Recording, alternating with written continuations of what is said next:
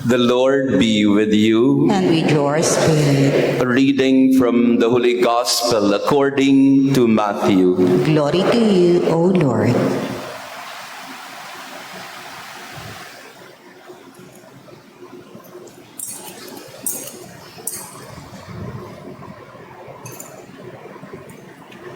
After entering a boat, Jesus made the crossing and came into his own town. And there people brought to him a paralytic lying on a stretcher. When Jesus saw their faith, he said to the paralytic, "Courage, child, your sins are forgiven." At that, some of the scribes said to themselves, "This man is blaspheming." Jesus knew what they were thinking and said, "Why do you harbor evil thoughts? Which is easier to say, 'Your sins are forgiven,' or to say, 'Rise and walk'? But that you may know that the Son of Man has authority on earth to forgive sins." He then said to the paralytic, "Rise, pick up your stretcher and go home." He rose and went home. When the crowd saw this, they were struck with awe and glorified God who had given such authority to men. The Gospel of the Lord. Praise to you, Lord Jesus Christ. Please be seated.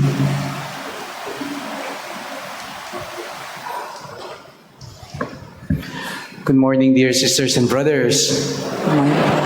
We praise and thank the Lord for gathering us and for giving us this opportunity to thank Him and continue to recognize His goodness and love in the midst of what we are undergoing. The Lord is good all the time. Kaya palapakan po natin ang Panginoon. And as we celebrate our 8th day of our novena. Sino na po yung nakukumpleto pa so far ang novena? Taas nga ang kamay. Huwag niyo yung ikahiya, no? Bagamat halatang kayo yung nangangailangan sa lahat, no? Kaya nagno-novena kayong matindi, no? Sino po uli yung nakakakumpleto pa so far? O palakpakan naman natin po sila, no? And can we greet one another a good morning? Ayan. Ayan. Pinapalakpak ko kayo, pinapalingon para ma-exercise ko kayo. Baka makatulog kayo agad, no? Ganon ginagawa po sa Quiapo para masiguradong hindi patulog ang mga tao, no? There was this shoe company that decided to expand its business and try to test the potentials of the business.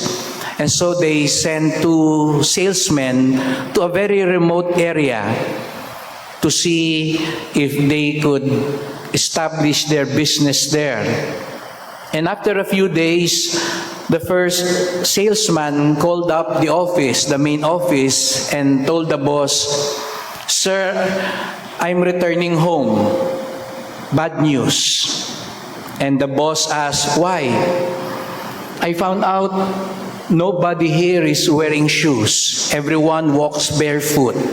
And so I think we cannot have business here. So I'm returning home." Later that afternoon, the other salesman called up the main office and told the boss, "Sir, be ready. Be prepared.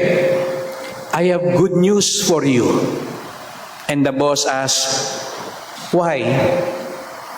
"Nobody here is wearing shoes. I'm sure we'll get a good market here, and so I will try my best. So be ready for many orders of shoes." Is it really good news or bad news? It depends.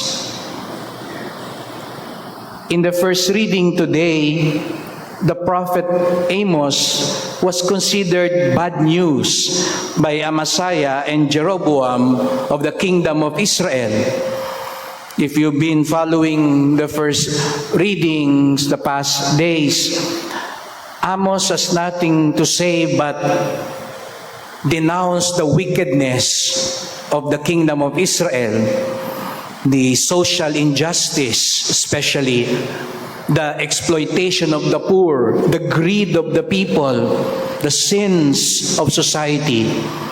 And that is why for the king and even for the priest of Bethel, Amos was bad news.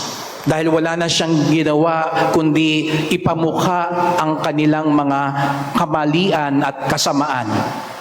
But was Amos really bad news? Because in denouncing and exposing the wickedness of the people, Amos was actually delivering good news, because he was trying to remind people of the mercy and justice of God. But the people, even the authorities, could not get it. Para sa kanila, nuisance si Amos, dahil wala nang sinabi kung hindi ang kanilang pagkakamali. At tinakot pa sila. That's why in the first reading, Amos prophesied the destruction, the death, the violence of the kingdom. But is it really bad news or good news? Tingnan nyo nga yung katabi nyo. Good news ba yan o bad news? I invite you along that context to understand the gospel. Is it really good news or bad news? We heard Jesus healing a paralytic, but immediately after healing a paralytic, what did the people say? The scribes, this man is blaspheming. This man is doing something wrong. For them, the healing was bad news. What Jesus was doing was bad. They did not like it. To further understand this story, remember the episode before this. We are told Jesus made the crossing. As he went back to Capernaum, he came from the Gadarene territory. Hindi yun ang naging gospel kahapon kasi St. Thomas tayo. Pero the preceding story was Jesus exorcised this man possessed by an evil spirit. And if you're familiar with that story, Jesus sent the evil spirit to a herd of swine. Remember that story? And what happened to the pigs? They ran off the cliff. For the people, was that good news or bad news? For them, it was bad news because it was bad business. Namatay lahat yung mga baboy, kaya nagalit sila. They were not happy about the healing, the exorcism, the restoration of that man. Ang nakita nila, hindi yung paggaling. Ang nakita nila, nalugi sila. Nawala yung mga pagkain nila. Nawala yung pagkakakitaan nila.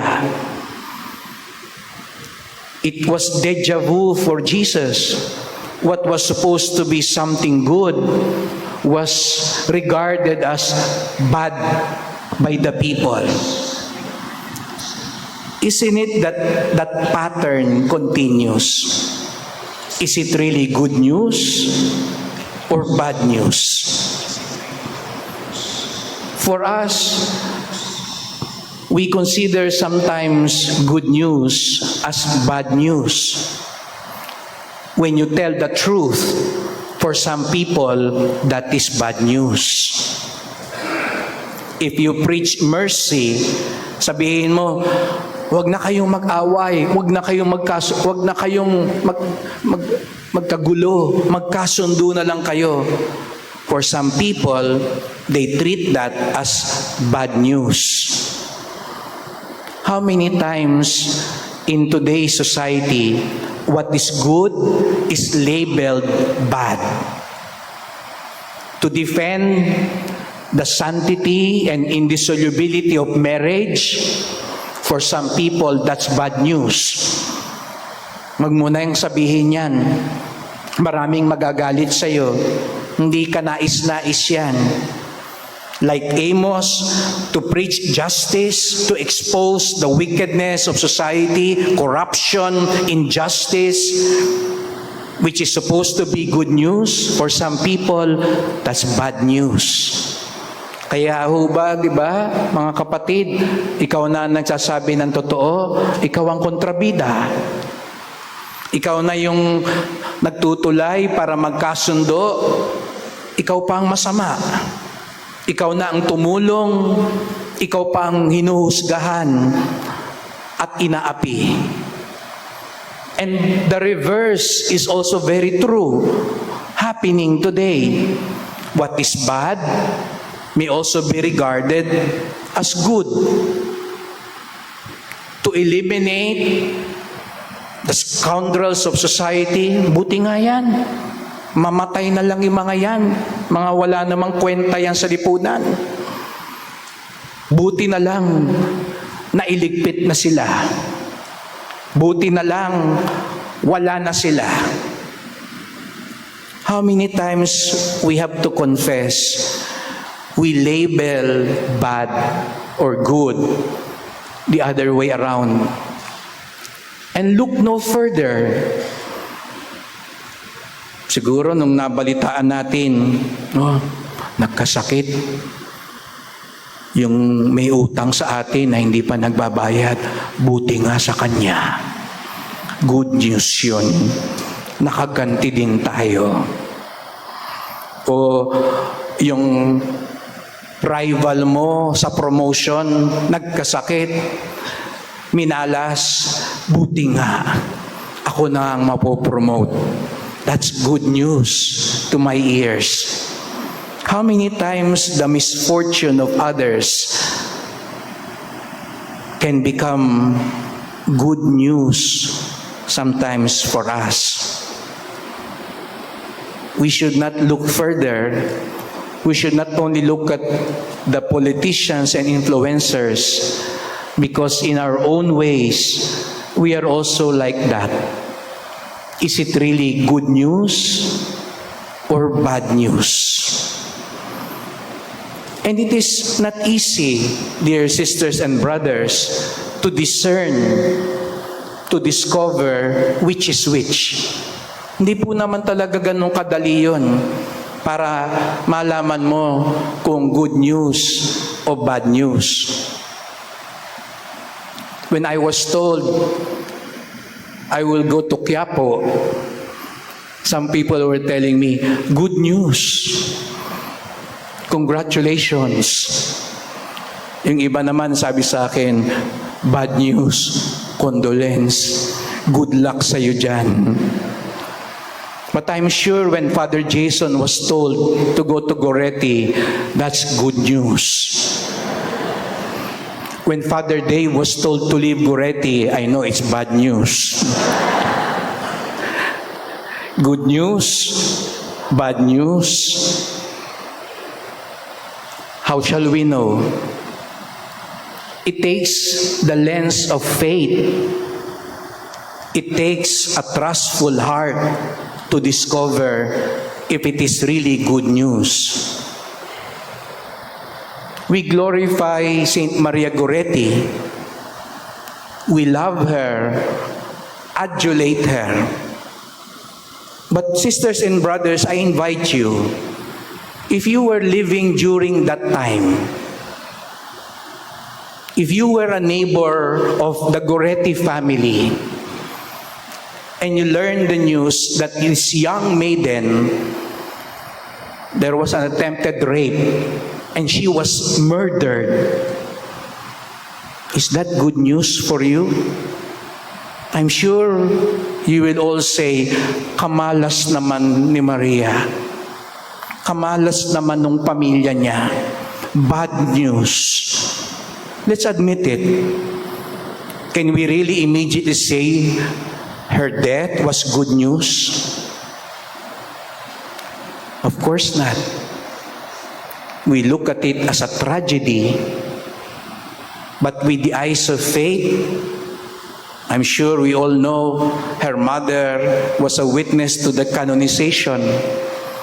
When her mother was attending that, did she consider now the death of her daughter bad news?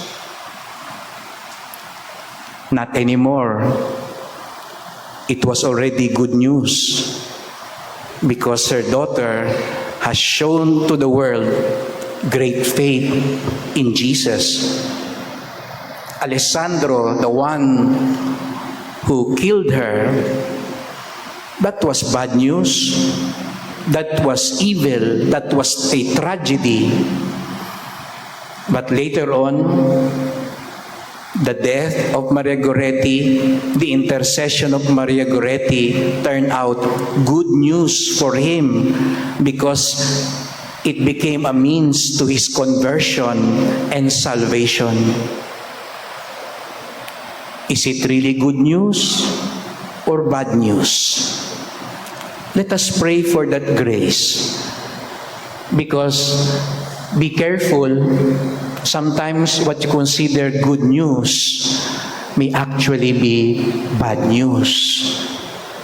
And sometimes what you immediately dismiss as bad news, malas, hindi maganda, yun pala ang mas maganda at mas makakabuti. I told you earlier, when I was sent to Quiapo, is it bad news or good news? My exposure to the devotees enabled me to see their intense faith. Pagkatapos po ng misa sa Quiapo, bumababa po ako at nagbe-bless.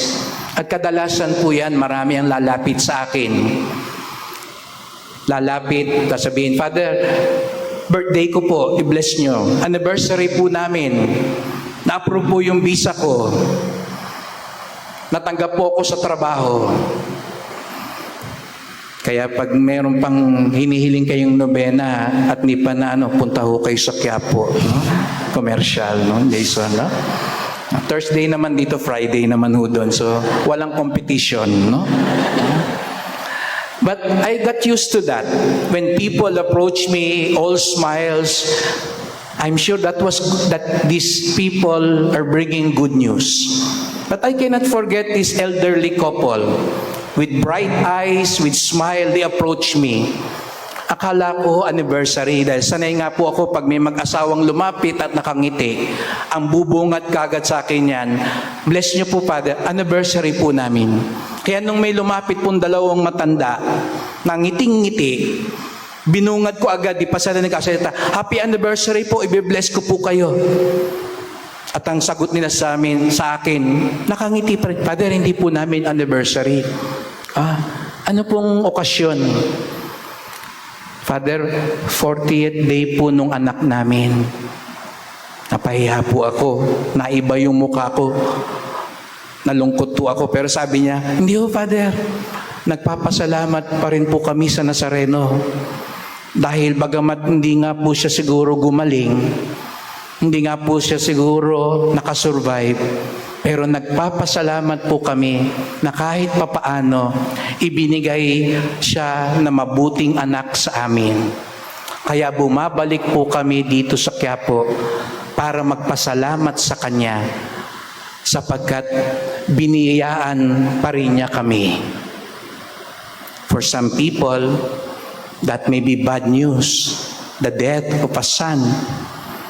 The only one being relied upon by this elderly couple. But because they have faith, that was not bad news. That was good news still for them. And so, sisters and brothers, as we continue with this Mass, let us pray for that grace, that we may truly discover what is good news for us. And what could be the most effective criterion to know if it is good news? Not when you are prosperous. Kasi para sa atin, minsan, anong good news? Na-promote ako, yumaman ako, masaya ako. But the criterion for good news, as Jesus has forgiven that paralytic, good news is something that leads to salvation.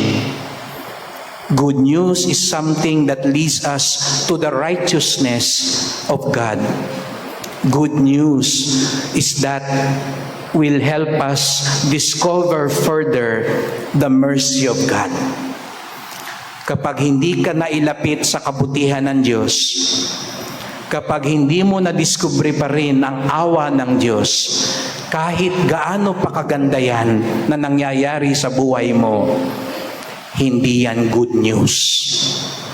Because the real good news is the salvation, the grace, and mercy of God.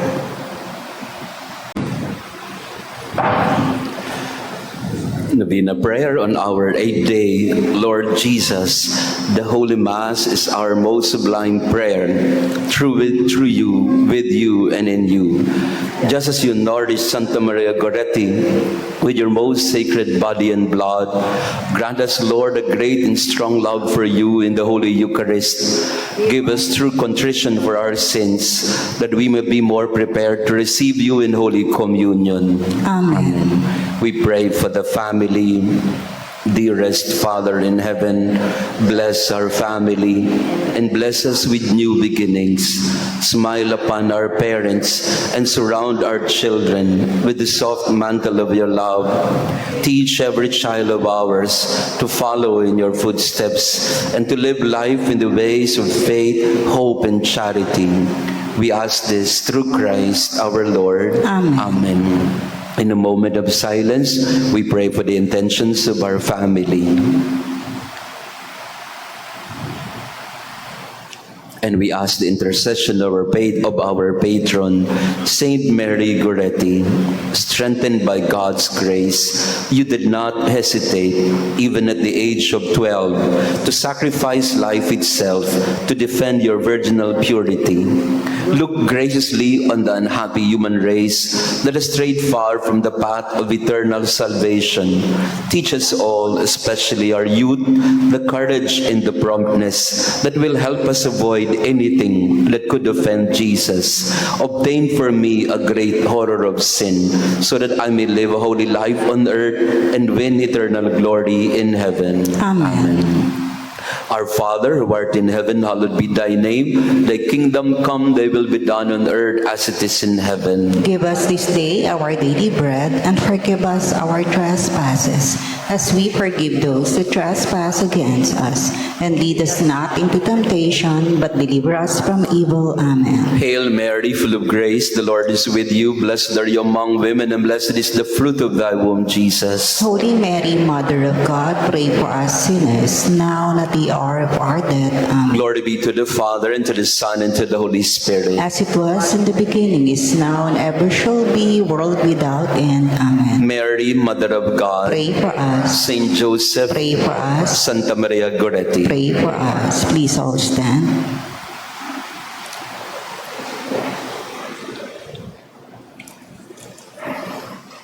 Let us pray.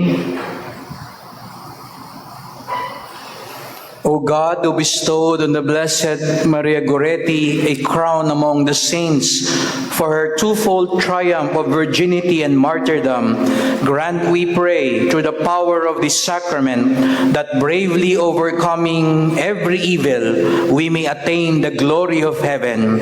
Through Christ our Lord. Amen. Pwede pang maupo saglit sa kaunting pagkapasalamat. Magpasalamat tayo po sa ating presider for our 8th day novena, si Father June Sescon, ang rector po ng National Shrine of Jesus Nazareno. Dadagdagan ko lang yung sinabi ni Father June, ha? Kasi para patas-patas lang, ha? Kasi nung si Father Dave po ay na-assign sa Greenbelt, good news po yon. At nung naalis naman si Father June sa Greenbelt, bad news naman po yun.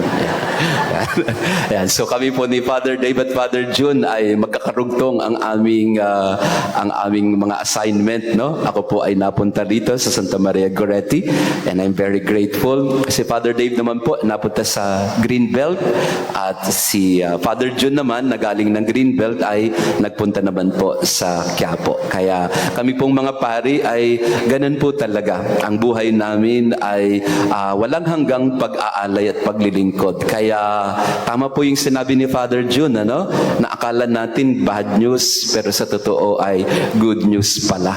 At by the way, yun po ang motto ng kanilang batch, no? Ni na Father June at Father Dave. Everything is grace, no? Na kapag ang disgrasya, nagawi na sa grasya, talagang makikita natin ang kamay ng Diyos na kumikilos. So maraming salamat sa inyong lahat, sa inyong pagdalo sa ating pangwalong nobenaryo.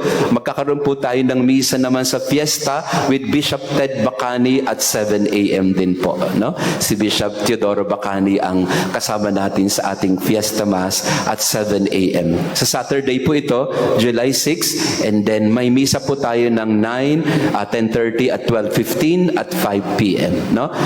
Ito po ay ating paraan ng pagdiriwang ng kapistahan ni Santa Maria Goretti. Pagkatapos po ng misa, magkakaroon tayo ng flower offering. Again, ulitin ko po, hindi po ito isang devotion lamang na pag-aalay ng bulaklak, kung hindi ito po ay paghingi din kay Maria Goretti ng tulong para sa pagpapatawad at kagalingan. We know very well the story of the flowers of pardon of Maria Goretti.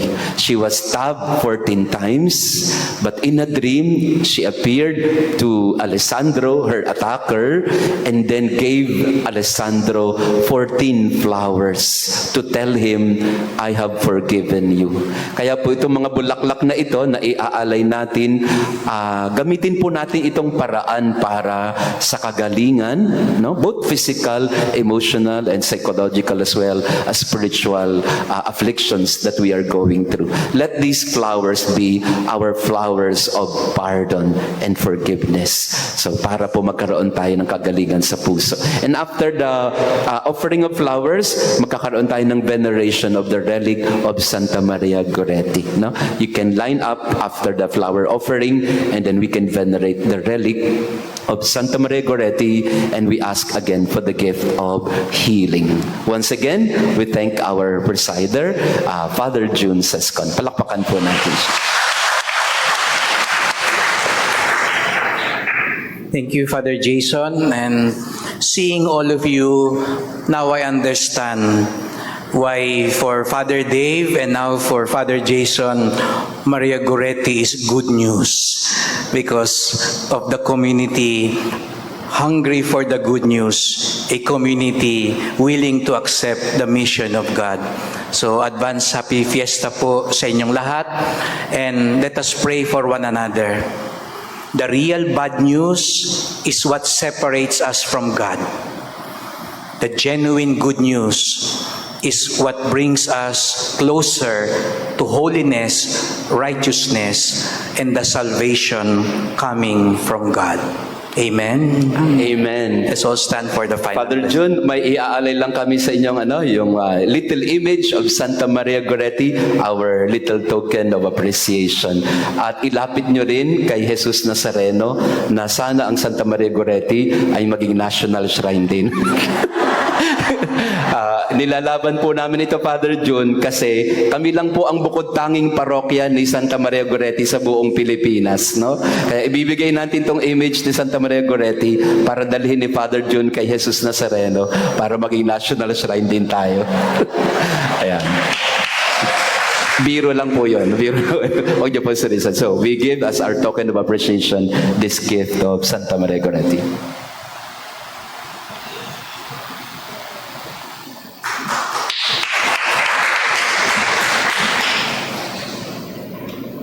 The Lord be with you, And with your spirit. and may Almighty God bless you, the Father, and the Son, and the Holy Spirit. Amen. The Mass has been offered.